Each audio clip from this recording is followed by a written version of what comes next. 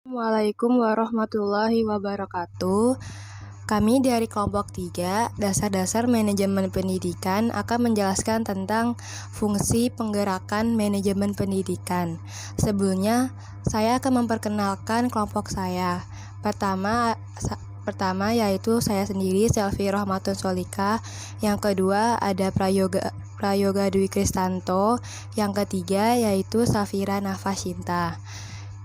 Dalam materi ini kita akan menjelaskan tentang pertama ada pengertian, prinsip, dan tujuan dari fungsi penggerakan dasar-dasar manajemen pendidikan. Yang kedua, teknik-teknik penggerakan di dalam dasar-dasar manajemen pendidikan. Yang ketiga, apa langkah-langkah penggerakan efektif yang harus dilakukan di dalam dasar-dasar manajemen pendidikan.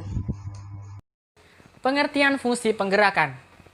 Penggerakan adalah hubungan antara aspek individual yang ditimbulkan oleh adanya pengaturan terhadap bawahan untuk dapat dimengerti dan pembagian pekerjaan yang efektif dan efisien untuk tujuan perusahaan yang nyata. Contohnya ialah kepala sekolah di dalam lembaga pendidikan yang memiliki tugas menggerakkan semua warga sekolah dalam rangka mencapai tujuan pendidikan sekolah. Prinsip fungsi penggerakan.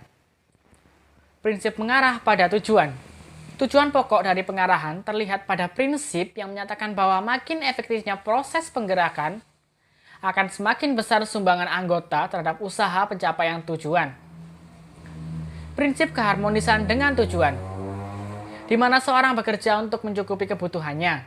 Kebutuhan akan terpenuhi apabila karyawan dapat bekerja dengan efektif dan menyumbangkan keahliannya untuk mencapai sasaran dari organisasi. Prinsip kesatuan komando, di mana seorang bawahan hanya mempunyai satu alur dalam melaporkan kegiatannya. Tujuan fungsi penggerakan.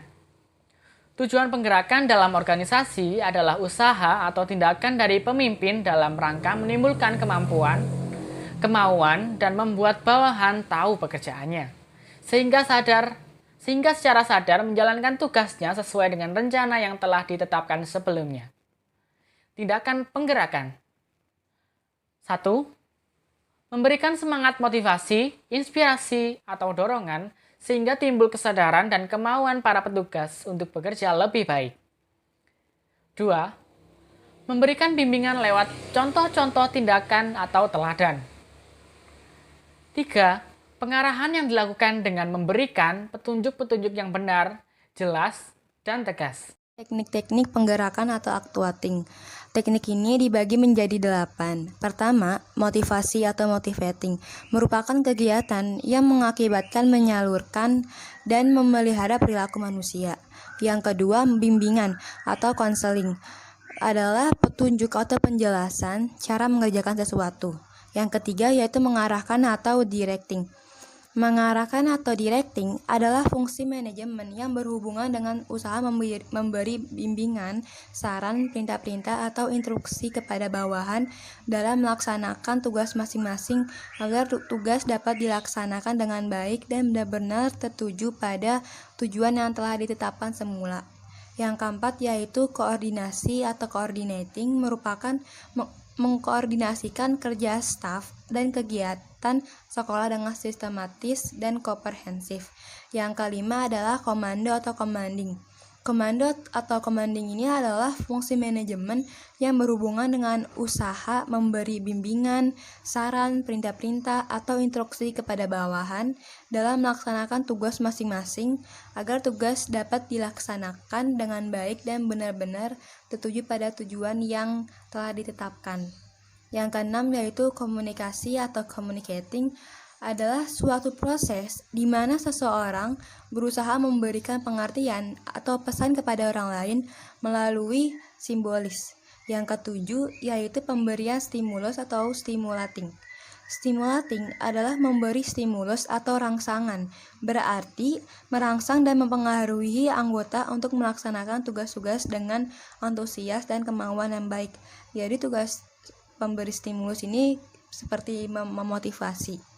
Selanjutnya yang terakhir yaitu memimpin, merupakan pekerjaan yang dilakukan oleh seorang manajer sehingga menyebabkan orang lain bertindak yang meliputi yang pertama yaitu mengambil keputusan, yang kedua mengadakan komunikasi agar ada saling pengertian antara manajer dan bawahan, yang ketiga memberi semangat, inspirasi, dan dorongan kepada bawahan supaya mereka bertindak, yang keempat memilih orang-orang yang menjadi anggota, yang kelima memperbaiki pengetahuan dan sikap-sikap bawahan agar mereka terampil dalam usaha mencapai tujuan yang telah ditetapkan.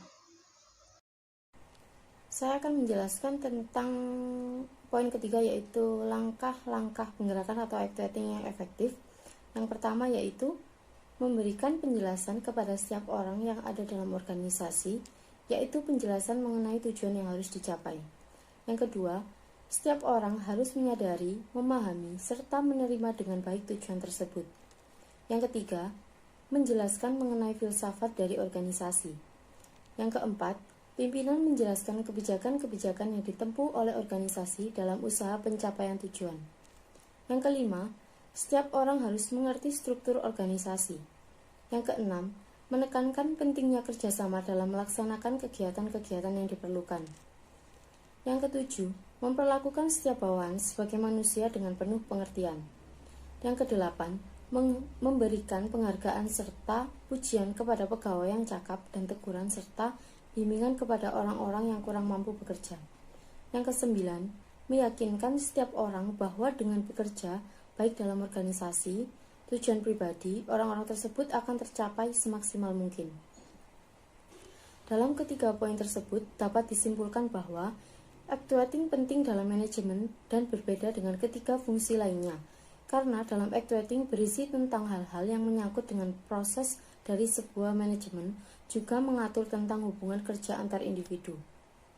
Actuating adalah usaha untuk menggerakkan seluruh orang yang terkait untuk secara bersama-sama melaksanakan program kegiatan sesuai dengan bidang masing-masing dengan cara terbaik dan benar. Sekian presentasi dari kelompok kami. Jikalau kami ada salah kata, kami mohon maaf. Wassalamualaikum warahmatullahi wabarakatuh.